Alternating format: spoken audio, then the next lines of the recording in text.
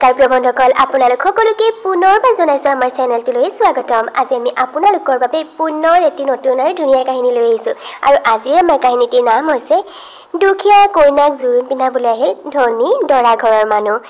আশা কৰিছোঁ ভিডিঅ'টো চাই আপোনালোকৰ নিশ্চয়কৈ ভাল লাগিব। তেন্তে আহকচোন এতিয়া আমি কাহিনীটিৰ মাজলৈ আগবাঢ়ি যাওঁ। বৌ, মই আমাৰ ভাস্কৰৰ কাৰণে ইমান ভাল ভাল ছোৱালী দেখুৱালোঁ, কিন্তু তেতিয়াহ'লে তোমালোকে পচন্দ নকৰিলা আৰু এতিয়া ভাস্কৰৰ কাৰণে ছোৱালী বিচাৰি পালাগৈ ক'ত? সেই ভিতৰুৱা গাঁওখনত, তাকো সাধাৰণ এজন খেতিয়কৰ জীয়েকক। কি যে সঁচাকৈ তোমালোকে কিন্তু মানুহ মাৰি দিবা দেই। ইমান ভাল ছোৱালীবিলাক দেখাওঁতে হ'লে পচন্দ নহ'লে আৰু এতিয়া ছোৱালী পচন্দ কৰিছা, এয়া তাতে তোমাৰ একমাত্ৰ ল'ৰা ভাস্কৰ আৰু ইমান ধনী ঘৰৰ এই বোৱাৰী হিচাপে তুমি এই কাক বাছনি কৰিলা? সেই খেতিয়কৰ জীয়েকজনীক। সঁচাকৈ মানিব লাগিব কিন্তু দেই। মোৰ হ'লে এইখন বিয়ালৈ অহাৰ একেবাৰে ইচ্ছাই নাছিল, তথাপিতো মোৰ একমাত্ৰ ভতিজা বুলি আহিছোঁ আৰু যেন তেন। প্ৰণালী, তেনেকৈ কিয় কৈছা বাৰু? আমিচোন তুমি দেখুওৱা ছোৱালীকেইজনী পচন্দ কৰিছিলোঁৱেই। এতিয়া ভাস্কৰে নিজৰ কাৰণে আগতীয়াকৈ ছোৱালী পচন্দ কৰি থৈছে যেতিয়া, সেইকাৰণে সি তুমি দেখুওৱা ছোৱালীকেইজনী পচন্দ নকৰিলে। এতিয়া ল'ৰাই নিজেই পচন্দ কৰিছে আৰু আমিনো কি ক'ব পাৰোঁ। আৰু পূৰবীও ভাল, খুবেই ভাল ছোৱালী তাই।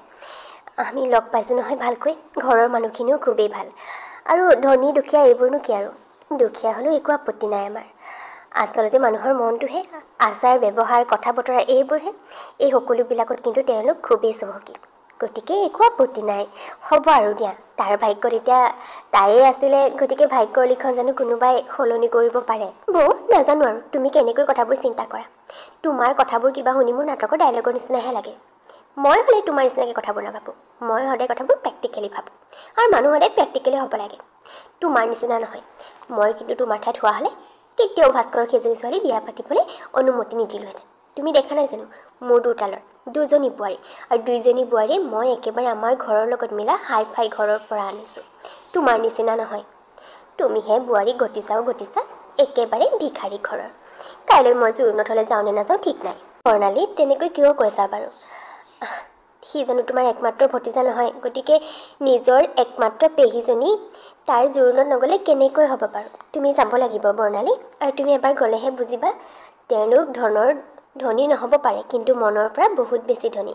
চাবাচোন তালৈ গৈ তোমাৰ কিমান ভাল লাগিব মানুহবোৰ। চোৱা বৌ, তুমি ইমানকৈ জোৰ কৰিছা, আৰু ভাস্কৰ যিহেতু মোৰ একমাত্ৰ ভতিজা, গতিকে মই জোৰোণত যাম, কিন্তু সিহঁতৰ ঘৰৰ লগত মিতি চেলাবলৈ নহয়। সেইবোৰ মানুহৰ লগত মিতি চেলাবলৈ মোৰ ষ্টেণ্ডাৰ্ড ইমান কম হৈ যোৱা নাই।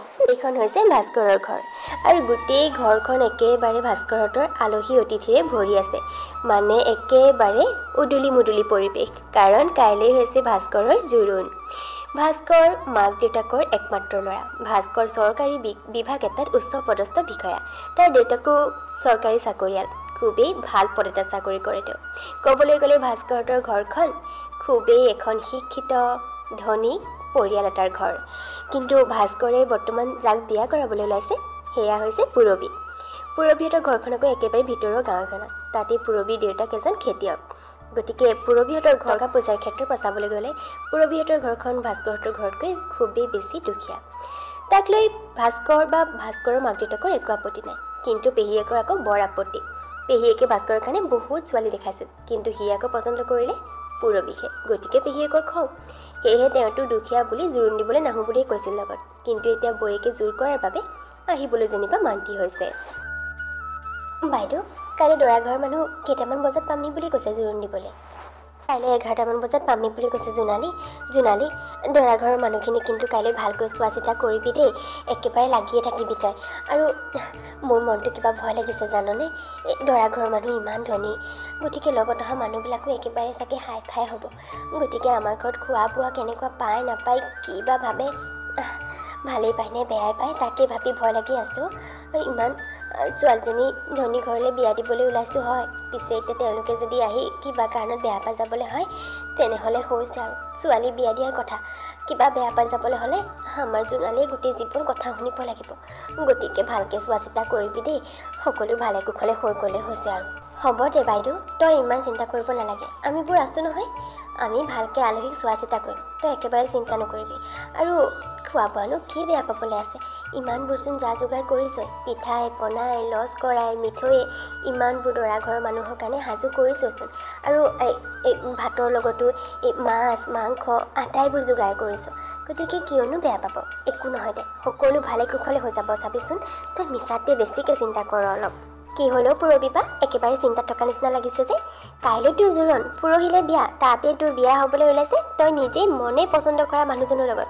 গতিকে তই এতিয়া এনেকৈ চিন্তা কৰি থাকিব লাগে নে ফূৰ্তি কৰিব লাগে বাৰু কচোন?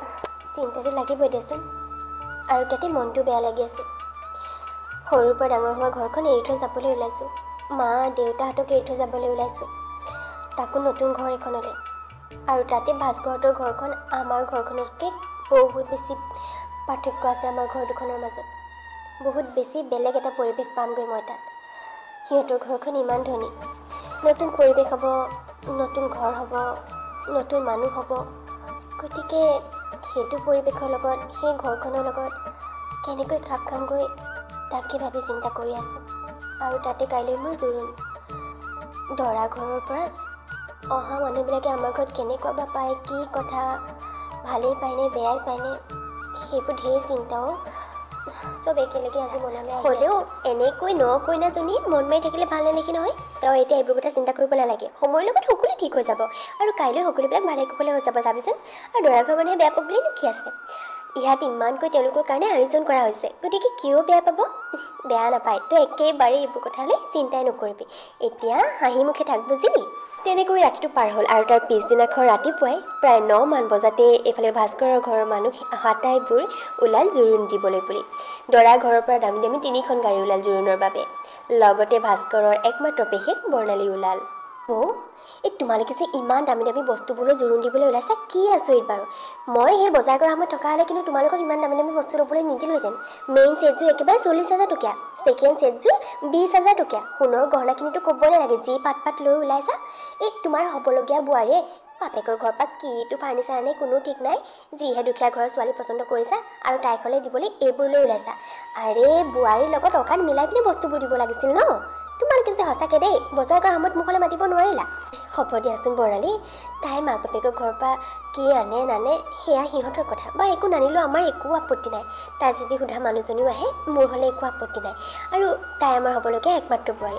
আগৰে পৰাই বোৱাৰীৰ বাবে মই এইটো দিম নিদিম, এইটো কৰিম নকৰিম, এইবোৰ চব ভাবি চিন্তি থৈছিলোঁ। গতিকে সেই ভবাৰ মতেই কৰিছোঁ।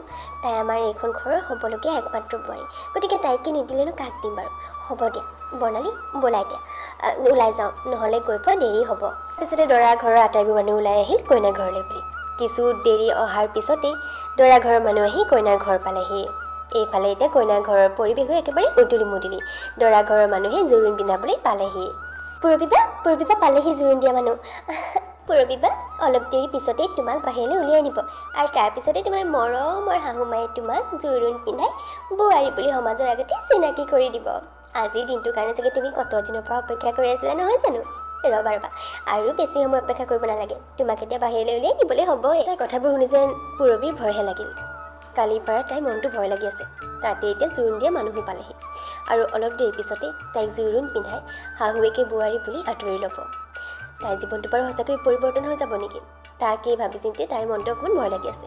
আৰু তাই কিছু দেৰি পিছতে পূৰবীক বাহিৰলৈ উলিয়াই অনা হ'ল, সমাজত সকলোৰে আগতে বহুওৱা হ'ল। আৰু তাৰপিছতে শাহুৱেকে তাইক জোৰোণৰ বস্তুবোৰ এপতকৈ উলিয়াই দিলে। আৰু কিছু দেৰি পিছতে সেন্দুৰ পিন্ধাই শাহুৱেকে তাইক বোৱাৰী হিচাপে সমাজৰ আগতে স্বীকৃতি দিলে। দামী দামী বস্তুৰে জোৰোণ পিন্ধাই দুখীয়া ঘৰৰ বোৱাৰী এজনী গোটাই ল'লা আৰু। বৰ্ণালী, তুমিও যে কি নহয় ইমান ডাঙৰকৈ এইবোৰ কথা ইয়াত কিয় চিঞৰিছা বাৰু? কেনেবাকৈ যদি কইনা ঘৰৰ কাৰোবাৰ কাণত পৰিবলৈ হয় বহুত বেছি বেয়া কথা হ'ব। সেইকাৰণে এতিয়া একো নক'বা প্লিজ। সঁচা কথা ক'লে বেয়া পায়। মই যেনিবা কিবা মিছা কথা আৰু ভুল কথাহে ক'লোঁ, যিটো সঁচা সেইটোৱে কৈছোঁ। এইবোৰ বাৰু কইনা ঘৰত আৰু পেণ্ডেলে দিছেনে? খোৱা বোৱাও কি যে চাবা, ৰাম ইমান ভাল ভাল মিঠাই থাকোঁতে কি দিছে চাহৰ লগত? লছ কৰা মিঠৈ পিঠা, যেন কাৰোবাৰ ঘৰলৈ বিয়াৰ জোৰোণত নহয় বিহু খাবলৈহে আহিছোঁ, এনেকুৱাহে লাগিব। মই হ'লে একেবাৰে পচন্দ কৰা নাই দেই এইবোৰ। তাৰপিছতে কইনাক জোৰোণ পিন্ধাই সকলো নীতি নিয়ম সামৰি খোৱা বোৱা কৰি দৰা ঘৰৰ মানুহ পুনৰ ঘৰলৈ উভতি আহিল। বৌ মই জানো অৱশ্যে তুমি ক'লে মানে এতিয়া বেয়া পাবা, কিন্তু যিটো সঁচা মই সেইটো কমেই ক'ম। তুমিচোন জানাই মইতো সকলোবিলাক সঁচা কথা মানুহৰ মুখৰ আগতে ক'ম, ভাল পালেও পাব বেয়া পালেও পাব। গতিকে কৈছোঁ আৰু কেনেকুৱা কইনা ঘৰ পচন্দ কৰিলা বাৰু? উফৰাম, ঘৰ বুলিবলৈতো বাৰু সেইটো নায়েই। আৰু কইনা ঘৰত সেইখন কি পেণ্ডেল দিছে? ইছৰাম, এনেকুৱা পেণ্ডেলনো বাৰু আজিৰ দিনত মানুহে দিয়েনে? আৰে জীয়েকৰ বিয়া পাতিছে, কমচে কম ভাল পেণ্ডেল এটা দি অকণমান ভালকৈতো পাতিব পাৰে ন? কি পেণ্ডেল দিছে বাৰু সেইটো? আৰু খোৱা বোৱাটো ক'বই নালাগে। মই যে চাহ ভাত একোৱেই ভালকৈ নাখালোঁ, মোৰ একেবাৰেই পচন্দ নহ'ল। আৰু টেষ্টটো যে কেনেকুৱা আছিল, ইছৰাম। বৌ সঁচাকৈ দেই, তুমিতো আমাৰ ল'ৰাৰ দুয়োটা বিয়াৰ জোৰোণতে গৈছিলা। আমাৰ বোৱাৰীহঁতৰ ঘৰৰ খানা পিনা দেখিছিলানে নাই? একেবাৰে চব বুফে ছিষ্টেমতহে হৈছিল। আৰু তোমাৰ বোৱাৰী সঁচাকৈ দেই, নাজানো আৰু তুমি সেইজনী বোৱাৰীৰ লগত কেনেকৈ ঘৰ সংসাৰ চলাবা। মুঠতে দৰাৰ পেহীয়েকৰ যেন কইনাৰ ঘৰখন আৰু লগতে কইনাকো একেবাৰেই পচন্দ নহ'ল, কাৰণ সিহঁত দুখীয়া, সেইটোৱে মেইন কাৰণ। তেনেকৈ সেইটো দিন পাৰ হ'ল আৰু তাৰ পিছদিনাখন বিয়াৰ দিনটো আহিল। কইনা নিবলৈ বুলি দৰা ভাস্কৰ আহি পালেহি আৰু দুয়োৰে বিয়া ধুমধামেৰে হৈ গ'ল। নতুন ঘৰখনলৈ পূৰবী বোৱাৰী হৈ আহিল। সকলো বিয়াৰ কাম কাজ সকলোবোৰ শেষ হ'ল। বিয়াৰ অতিথি আলহী সকলোবিলাক ঘৰে ঘৰে গ'ল। দৰাৰ পেহীয়েকো ঘৰলৈ গুচি গ'ল। তাৰপিছতেই নতুন ঘৰখনত পূৰবী নতুন দিনবোৰ আৰম্ভ হ'ল। পূৰবী, এতিয়া এইখনেই তোমাৰ আপোন ঘৰ, মানে তোমাৰ নিজৰ ঘৰ। গতিকে এইখন ঘৰত তুমি এইটো কৰিম নকৰিম এনেকৈ একো ভাবি থাকিব নালাগে। তোমাৰ যি ইচ্ছা তাকেই কৰিবা, তোমাৰ যি ইচ্ছা তাকেই পিন্ধিবা। আচলতে মই তোমাক বোৱাৰী কৰি অনা নাই, তোমাক নিজৰ ছোৱালী কৰিয়ে আনিছোঁ। গতিকে কিবা এটা কাম কৰিবলৈ বা কিবা এটা পিন্ধিবলৈ মনতে তুমি চিন্তা কৰিব নালাগে মই কিবা এটা ক'ম বা কিবা সুধিম বুলি। মই তোমাক একোৱেই নকওঁ বা একোৱেই নুসুধোঁ। একেবাৰে তোমাক মই মোৰ নিজৰ ছোৱালী বুলি ভাবিছোঁ। গতিকে এইখন ঘৰত তোমাক বোৱাৰীৰ দৰে নহয়, ছোৱালীৰ দৰে অধিকাৰ আছে। তোমাক এই কথাবোৰ আজিয়েই কৈ থ'লোঁ মই। হ'ব দিয়ক মা। মা সঁচাই আপুনি ইমান ভাল, মোৰতো ভয় লাগি আছিল নতুন ঘৰখনত আপোনালোক কেনেকুৱা বা হ'ব, ঘৰখনৰ পৰিৱেশ পৰিস্থিতি কেনেকুৱা হ'ব, কিন্তু ইয়ালৈ আহিহে গম পাইছোঁ সঁচাকৈ ইমান ভাল। মা আৰু এটা কথা, ময়ো আপোনাক শাহুমা বুলি নহয় নিজৰ মাৰ দৰে ভাবিছোঁ। গতিকে মা আপুনিও মোক নিজৰ ছোৱালীৰ দৰে ভাবি মই যদি কিবা ভুল কৰোঁ মোক আঙুলিয়াই দিব।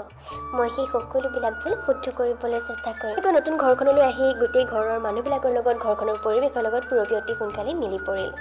তেনেকৈয়ে সুন্দৰকৈ নতুন ঘৰখনত পূৰবীৰ দিনবোৰ পাৰ হৈ গৈ থাকিল। মা আজি আপুনি ব্ৰেকফাষ্ট যদি ইমান দেৰি কৰিলেনে বাৰু? এতিয়া চাওকচোন ইমান দেৰি হৈ গ'ল, এতিয়া ব্ৰেকফাষ্ট কৰিবলৈ আৰু মোৰ টাইম নাই। আপোনাক কিমানবাৰ কৈছোঁ বাৰু আপুনি অকণমান ৰাতিপুৱা সোনকালে উঠাৰ অভ্যাস কৰিব আৰু সোনকালে উঠি ঘৰৰ কাম বন সকলো শেষ কৰি আমাৰ কাৰণে টাইমত ব্ৰেকফাষ্ট ৰেডি কৰিব। কিন্তু নাই, আপুনি আমাৰ কথা একেবাৰে শুনাৰ নাম গোন্ধই নুলিয়াই। আপোনাৰ কাৰণে এতিয়া ব্ৰেকফাষ্ট নকৰাকৈ মই অফিচলৈ যাব লাগিব। অঁ মা সঁচাকৈ দেই, আপুনি কথাবোৰ ক'লে একেবাৰে বুজিয়ে নাপায়।